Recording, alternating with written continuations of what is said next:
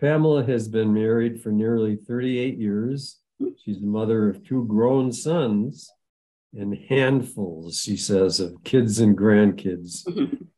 She's collected as she builds relationships everywhere she goes, including us today. And she spent 40 plus years in business before retiring in 2015, I guess. Yes. And she first visited Kenya in 2010. Since then, she's been passionate about serving those who have been marginalized by society and left alone, vulnerable and without hope. And she has seen firsthand how love, even more than medicine or food, what is needed most. And she retired from a career with AT&T. Remember them? Pamela is happier than ever serving the Lord as executive director of Love Matters Most in the U.S. and chairwoman of LAMAMO, There you go. The foundation in Kenya that serves people without hope and vulnerable orphans, etc. So, Pamela, with that introduction, please go ahead. All right. Thank you so much. I just want to, before I share my slide or share my screen and put up some slides, I just want to say thank you, Sharon, for connecting me with Richard. And Richard, thank you so much for this opportunity to speak to all of you and share something that's very dear to my heart, which is Love Matters Most. And so let me start my screen and see if we can get this going. Okay, y'all see that? Yeah. Great. Okay. Love Matters Most is an orphan prevention program, and we are all about saving lives and preventing orphans. And I just want to draw your attention to the fact that those first 2 letters of each of our name, Love Matters Most, spells Lamamo. Don't ask me why, but in Kenya, when we filed for our nonprofit certificate as Love Matters Most, they said they didn't want the name love in our name for some reason. So they took the first 2 letters of the 3 words and created a new word and said, how about being Lamamo Foundation? And it sounded like a Kenya word, so we're good with that. So that is who we are in Kenya. But the team still goes by Love Matters Most, and they're pretty much interchangeable. So to get us started here, let me see. There we go. I want to share a little bit about how we got here. Excuse me 1 second. I have to do one quick thing. I've got to minimize that so I can see my slides also. All right. How we got here, how we started this ministry, I'll tell you, never in a million years did I ever think I would be the co-founder of a nonprofit ministry, much less 2, one here and one in Kenya. But God had a plan, and I'm grateful that he did. I never even thought about going to Africa until 2010, when I was invited by Christ Hope International, another nonprofit, to go on a short-term mission. So for 3 weeks, I went to Kenya and I served in their ministry, and they had 2 primary focuses. One was the Orphans and Vulnerable Children's Program, or OVC, they call it. And what they mean by that in Kenya, orphans are defined as either single orphans or double orphans, depending on whether one or both of their parents have died. And the vulnerable children are described as someone who's lost one parent and the other parent is unable to support them. So I worked in the Orphans and Vulnerable Children's Program, and I also worked in the Care and Compassion Program, where they would go out into the field and find people who were suffering with HIV/AIDS and provide help. And I fell in love. I just completely fell in love with kids. I fell in love with the patients. And I'll tell you, I loved going out we would drive for almost an hour and then park the car and walk for 30 minutes, only to get to a small mud hut out in the middle of nowhere with very little ventilation, no lighting, of course, no electricity, and someone just lying either on a mat on the floor or a simple bed. And I would sit down beside them. I do this every time I go. And I hold their hand and look into their face and tell them that they're still important, that they're valued, that they're loved by God, and that I traveled halfway around the world to make sure they know that. And I can't tell you, it just changed me. It changed me completely in so many ways. I remember that first trip coming home, and at the time my hair was not gray, it was blonde. But that wasn't without a little help. And I had an appointment with my hairdresser for when I got home to do a cut and color. And as I sat in the lobby reading a Vogue magazine, I just was overcome with the realization of the difference between priorities in America and in Kenya.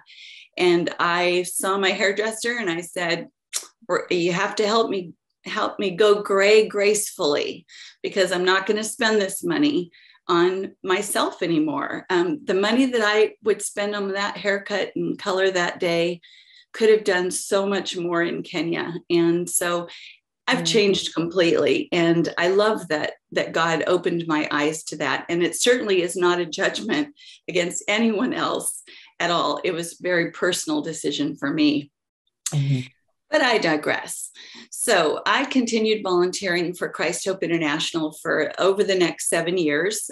Most of while I was still working, I would go for about 3 weeks at a time and just continue to love the work.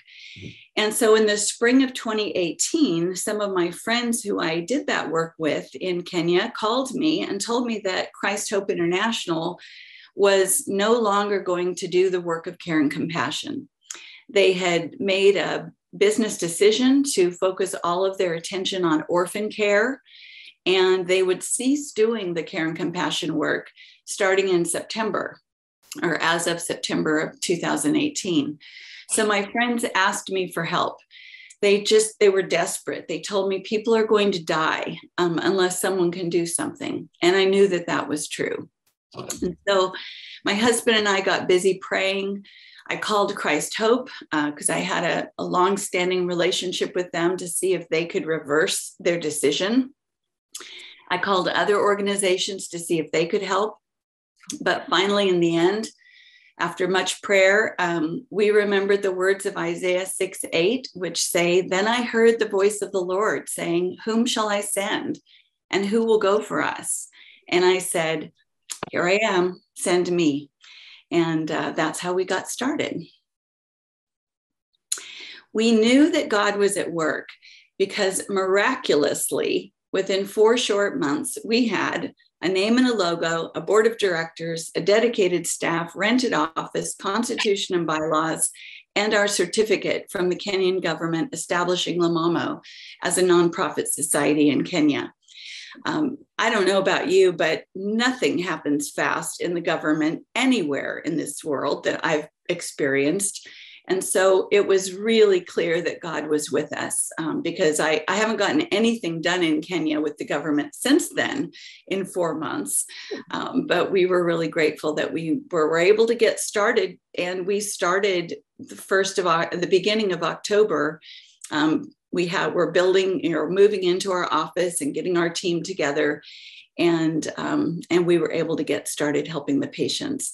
Now, nearly 4 years later, we've served hundreds of patients, most of whom would have died otherwise. And we've prevented more than 1,200 children from becoming orphans. And that's what we're all about. I'll also say that we've done this with a team that has varied from 5 to 7 people in Kenya. So it's a really small team, but they're so dedicated and passionate that it blows my mind. I want to take just a minute now and talk about the difference between orphan care and orphan prevention. I told you already, I fell in love with the kids, and I will always be a strong supporter of Christ Hope International. I abbreviate them CHI because it's a mouthful, and all the other programs that provide orphan care. It's so important. I have seen the children who are orphans, and they have their own kind of stigma that, kind of that label that they're orphans. And while these other organizations do a fantastic job of helping them to have hope and have a future, I've learned some things through the years. And one of them is that it costs an average of $12,000 to raise a child, support an orphan child through high school. Whereas with La Mama, we spend about $600 over 3 to 4 months to prevent the orphans and bring healing to the whole family. So $12,000 to support an orphan versus $600 to prevent one. It seemed to us like a no-brainer. We had to do this work. And so it's a huge blessing. We're very happy to be doing this work. And I'd like to now show you just a short video to kind of lay the groundwork, and then we can talk about some of the details. Here we go. Yes. Hi, I'm Pamela McClanahan, co-founder of Love Matters Most. In Kenya, there are roughly 1.3 million orphan children due to HIV/AIDS. At Love Matters Most, we are working to prevent orphans by helping moms and dads who are suffering to get healthy and strong enough to care for their families. I've been to Kenya, to the homes and beds of the most vulnerable men and women, many of them abandoned when they got sick, alone and without hope. Then Love Matters Most shows up. We find our patients in remote villages and urban slums. Every week we bring urgent medical care, nutritious food, love, and compassion to about 100 patients. We comfort and encourage them. Within 3 to 6 months, most of our patients have risen from the bed and are healthy enough to resume work and reunite with their families. By God's grace, we are not only saving lives, but we're restoring families and preventing orphans. I can't imagine any work that would be more challenging and satisfying, and the return on investment is immeasurable. I hope you'll partner with us.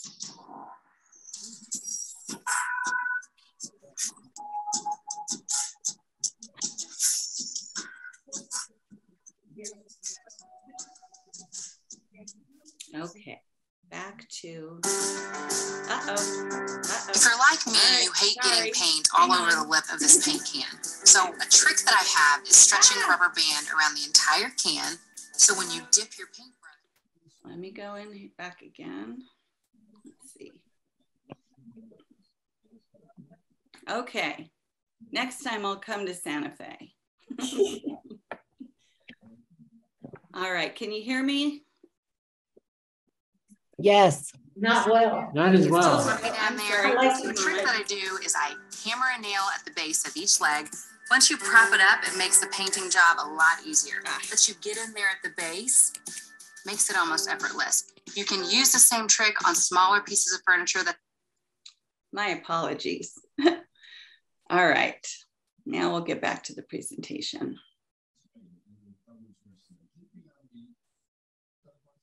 Okay, so you saw the video, and and you get an idea, I hope, about how we do our work and the kinds of situations that we face. Now I want to talk about some of the details of our work. First, the stigma. It is so great, the stigma of having HIV/AIDS, that unfortunately many people don't get tested, or they don't admit they're positive if they know they are until they're virtually on death's doorstep. It literally tears families apart, because when a person gets sick and they can't work, there's no money to help. And so they just leave the person to die. Others believe that the sick are cursed and can't be helped. And so again, they just leave them to die. Other things like believing that if you sleep with a virgin, you will be cured of HIV/AIDS. That is one of the myths in their culture that is spread in many communities. And of course, it only perpetuates the problem and increases the number of cases. So we come in with education and compassion to do everything we can to help them. God is saving lives through La Mamo. He leads us to find people who've lost all hope. And we take the time upon intake to assess their physical, spiritual, and emotional needs. We provide urgent hospitalization or medical care and nutritious food and fellowship every week. And most important, we bring encouragement from the Word of God. We prevent orphans, as you heard, by returning healthy parents to their families. Excuse me. We help the parents accept their condition and teach them about taking their forever pills, which is what we call them, because we have to really get it through that this isn't something you just take for a while and when you're feeling good, you can stop. And on the average, when our patients follow the instructions and the education that they've received, more than 72% of our patients get healthy and strong enough to return to their families in just a few months. And you've already heard in the last 4 years, we've prevented more than 1,200 children from becoming orphans by helping their, nearly 500 moms and dads to get well and go home. We don't only help adults. We rescue kids who've been abandoned by their families. The parents of this 8-year-old child thought he was cursed, and they just left him unattended. But little did they know, it simply took some medical attention and nutritious food and the right medicine and some love and compassion to turn this child around. And I love the photo on the right. It's our team behind him. They came looking to visit him and see how he was doing. Had this beautiful big smile on his face. He was doing his chores, carrying water for the family, and there were no orphans or nobody died as a result of that. So we're really glad to be able to help kids and adults. Adults are most of our patients, but we do find a lot of children that need our help too. So what do we do when we visit? We bring nutritious food, we bring fellowship, compassion, and the Word of God. And we serve people in Kisumu, Kenya, which is the 3rd largest city in Kenya.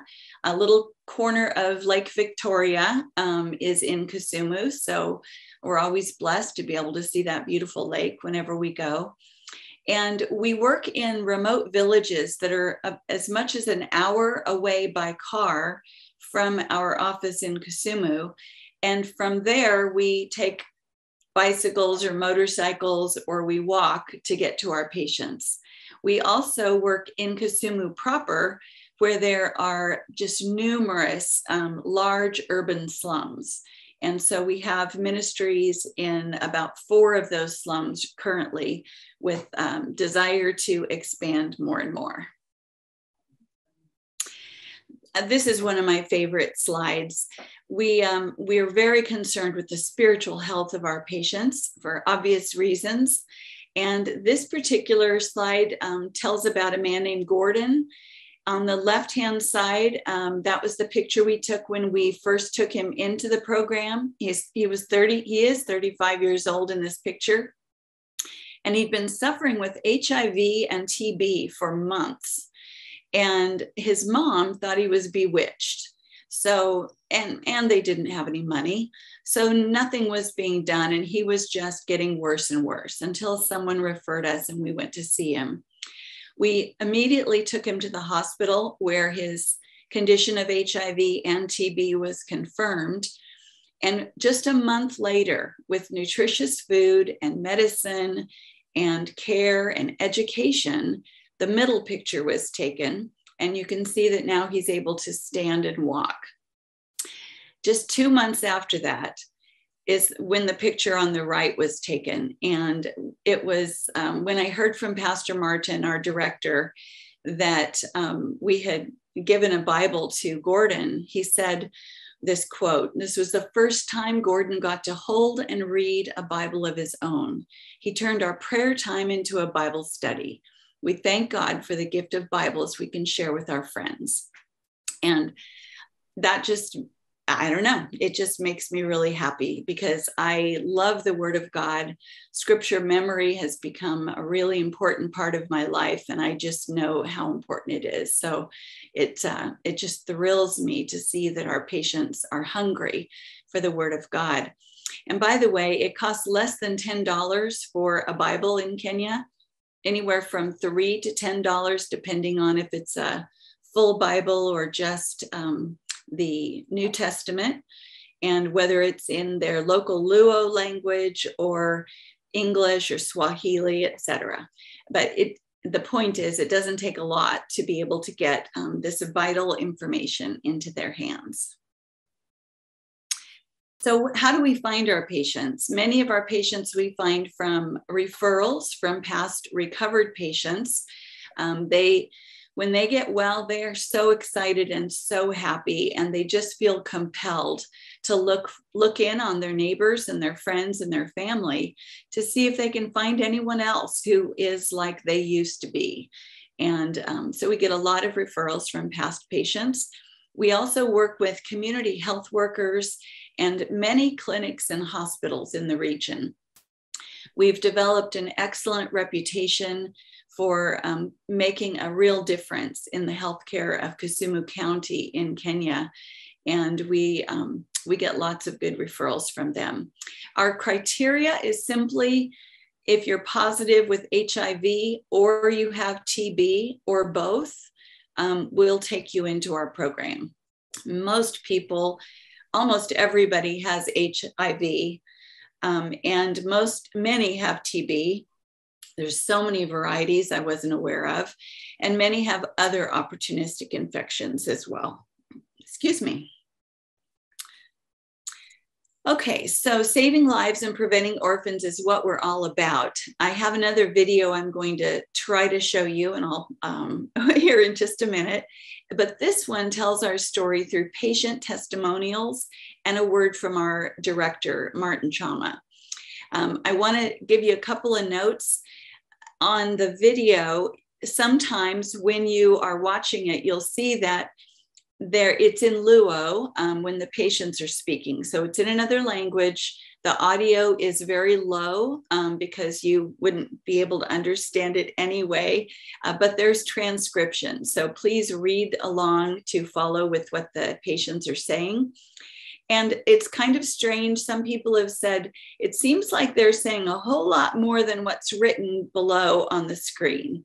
And all I can tell you is that people who know Luo have watched the video and read the transcription, and they say it's accurate. So with that, I'm going to change things up a bit and bring that video up.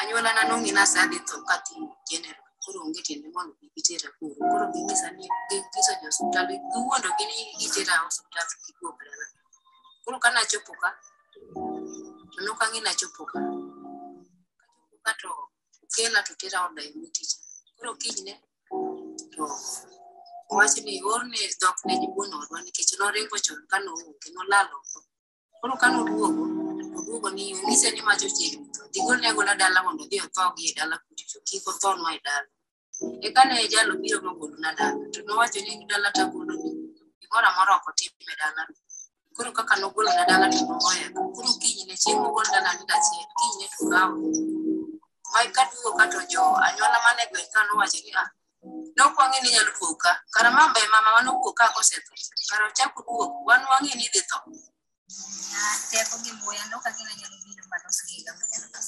Hello, this is Eunice.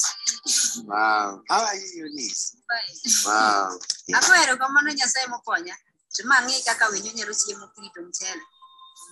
What matters most is in my heart. And not only in my heart, even in the heart of my team, and even to the rest of our partners.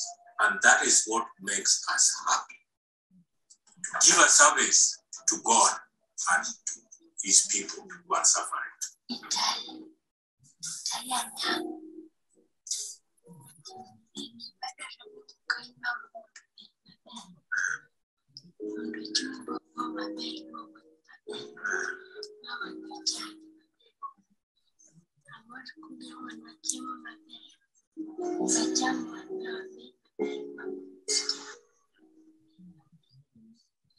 Yo Kristo gimano mambo imagisatimona nigigole tuo ana tuo mana okanyal makoro sani kora tek no anyalo timo achiel ariyo adek manyithindo chiem nyalo dhi negi oko agoyo mano mang'eny magitimona koro gichak gitim ne ng'ama machielo kaka gitimona amedo goyo kamano.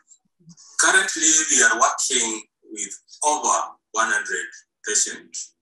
These are patients who are down with HIV/AIDS and some other opportunistic diseases.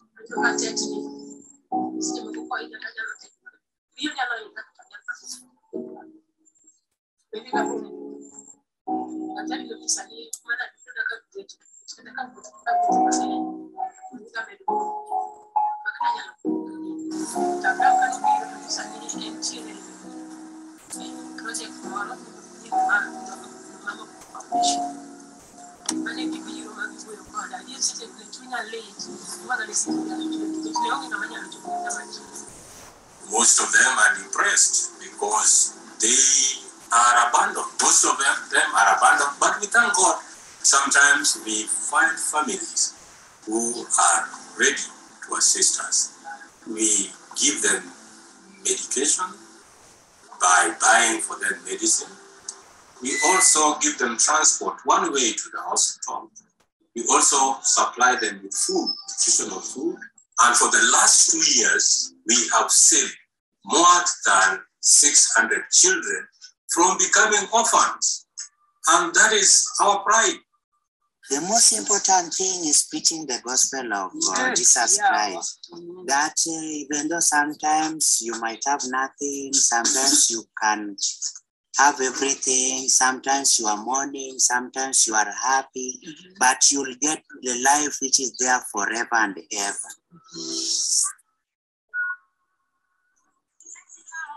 The need is huge, but our resources very limited. The most greatest challenge that we have is to reach patient. But there is a way out whereby we can take this patient who do not have a caregiver. I tell you, within 2 to 3 months, you will receive these people back again on their feet, and we will release them back to their family, alive, healthy, and even changed spiritually. And that is our aim, and that is what we are praying for.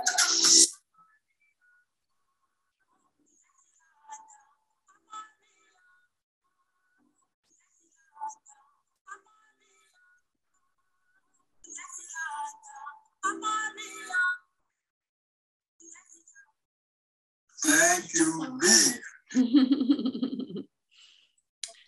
That last bit is my favorite. I've been getting paid $1,000 a month, if not more. I turned that off faster than the last time, didn't I?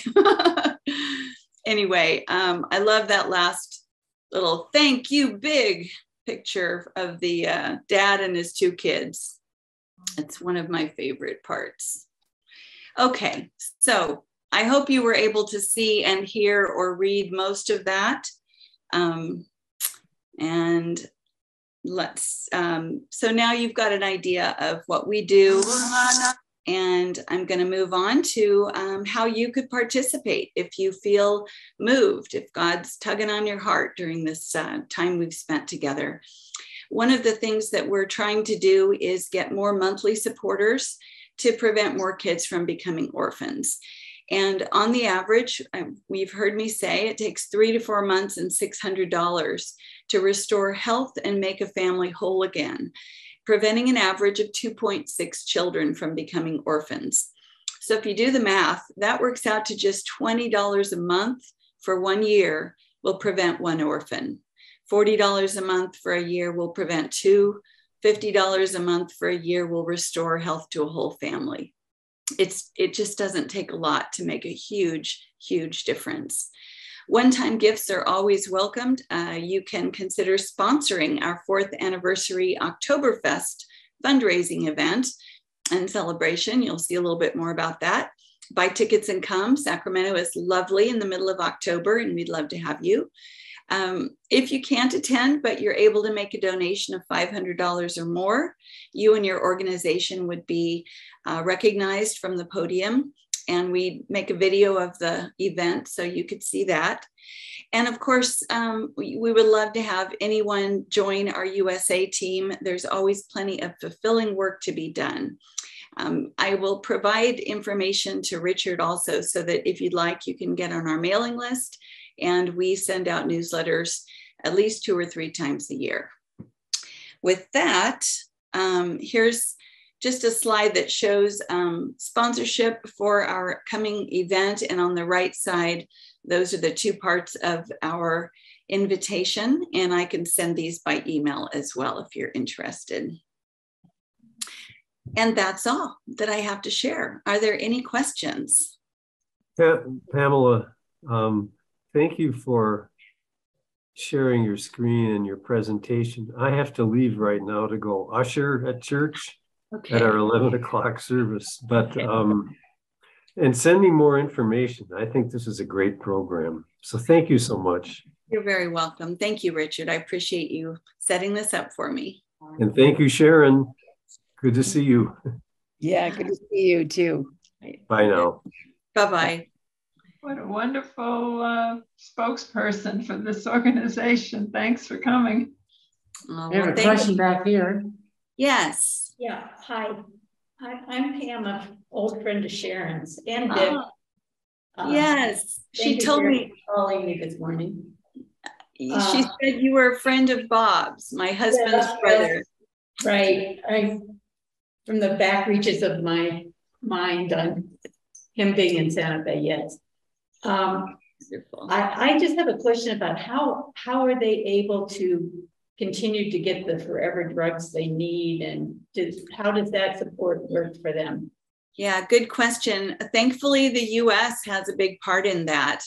We have, I think it's PEPFAR is the name of the organization that supplies HIV/AIDS drugs to Kenya and other countries.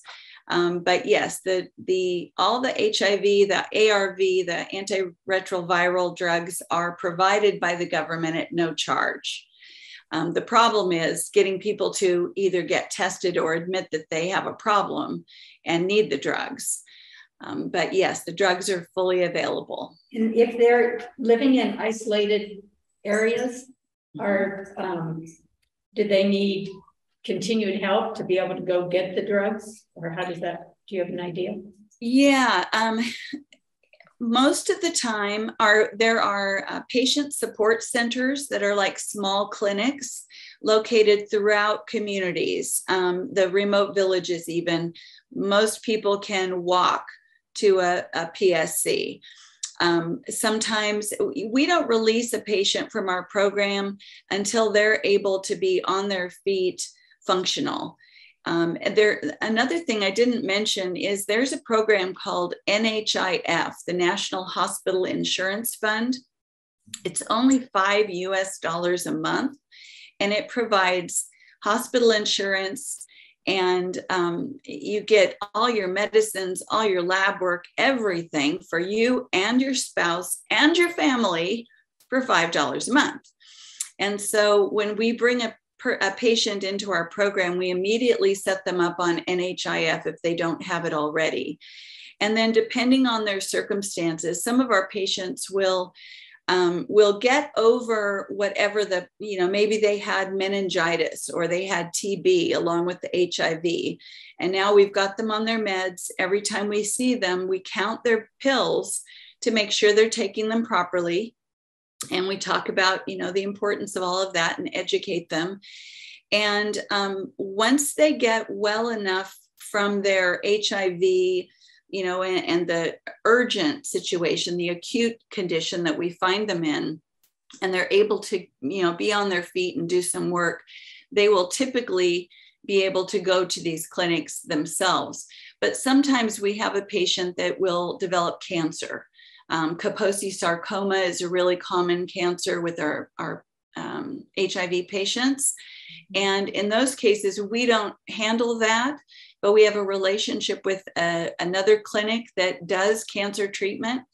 And all we have to do is pay for 2 years or $120 of NHIF payments. And then we can refer them to this other clinic and they take care of it from there. And there's no cost to the patient. So typically the patients can get their own medication.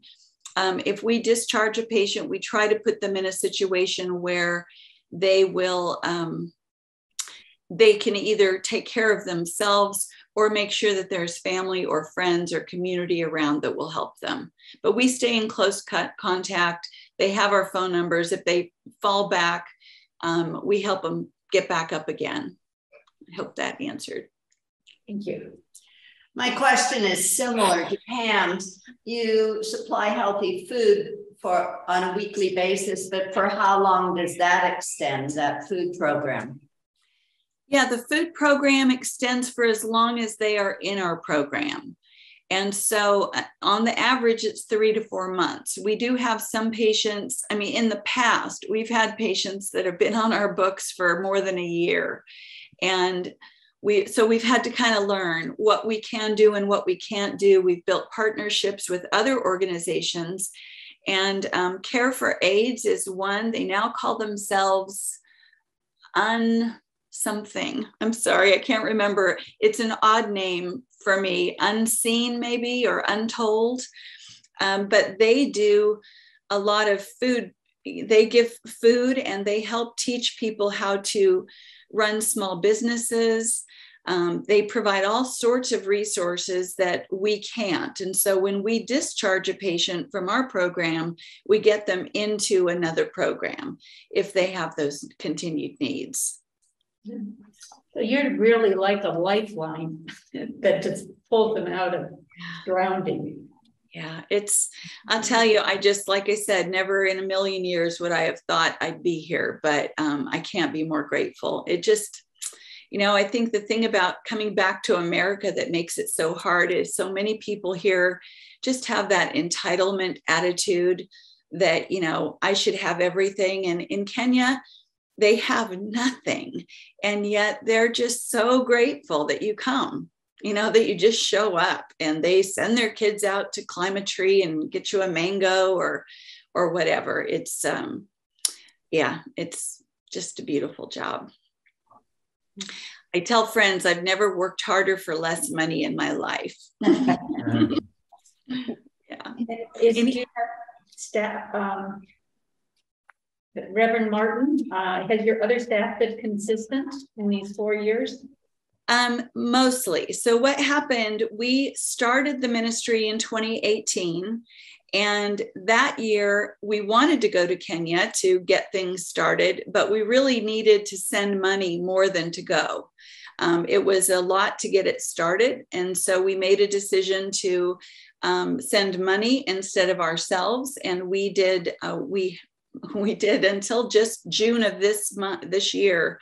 We had weekly conference calls with our Kenya team. So our board here was really operating as an operational board, helping them function and keep going. And then in mid-2019, we talked about, okay, we're ready to come back to Kenya. We made plans for January. And y'all know what happened in January of 2020. And we couldn't go for 2 more years. And so last October was the first time we were able to go and actually see our ministry face to face and meet some of our staff. Some of them had been people I'd worked with before at Christ Hope International, and we hired those people, but there were some new staff as well. So I and 3 board members went in October, and we needed to evaluate everything because we hadn't been there. And what we discovered was that they were doing a fabulous job of saving lives and preventing orphans, but they weren't business oriented. They weren't business minded. And so they weren't operating as smartly as they could. And so we had to, we did some great table meetings and brainstormed ideas.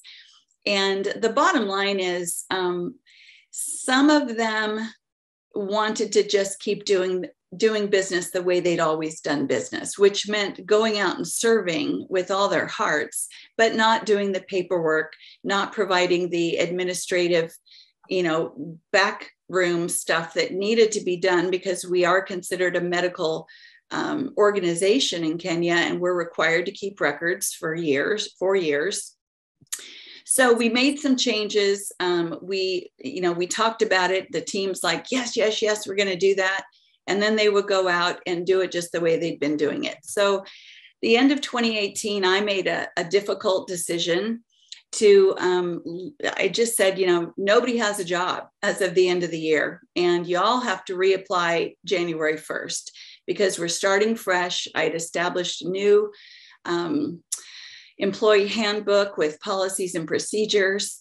We laugh now in hindsight. It's like we were building a plane while we were flying it. And that's really kind of how this ministry has been to some extent. But we laid down some very clear directions that would enable us to serve more patients and prevent more orphans. And some of our team chose not to come back. They chose not to participate in that. Meanwhile, we set up job descriptions and prospective job announcement, sent that out widely to our partner clinics and hospitals, and we raised our bar. We said we want our staff to have bachelor's degrees. We want them to be, fluent with computer skills and communication, because most of our staff prior had become staff because they'd lost someone in their life to HIV. And they didn't want to see that happen. And so they had huge hearts, and I love that. But you have to also do the business. And so in January this year, I went back with our secretary, and I stayed until the end of February. She stayed until almost the end of April. And we hired 5 new staff that are absolutely incredible. They're bright and passionate, and they behave like owners, where, they're just, everything they do is, how can we do this better and more efficiently? And I'm so happy to say that in our first 3 months of operations with the new expanded team, our patient costs went down 40%. So I know that's a long answer, but yeah, some old, some new. Any other questions? All right. Yes, Gail. How long are you able to follow up? Once they're out of your care, are you able to follow up and see how they're doing later, your patients? That is such a good question. You know what? We are so busy that part is not happening. We count on our patients to call us if they go down again, and they all do. They're not shy at all about reaching out again. But there's a long list of things that we would like to do, and following up is one of them for sure. Thanks for that. Okay. Anything else? Well, then let me just say thank you again for your time. I really appreciate it. Thank you, Sharon. So good to see you. And all of you, it's really nice to meet you. And I hope our paths cross again. Thank you. All right. Take care. Thank you very much. Bye-bye.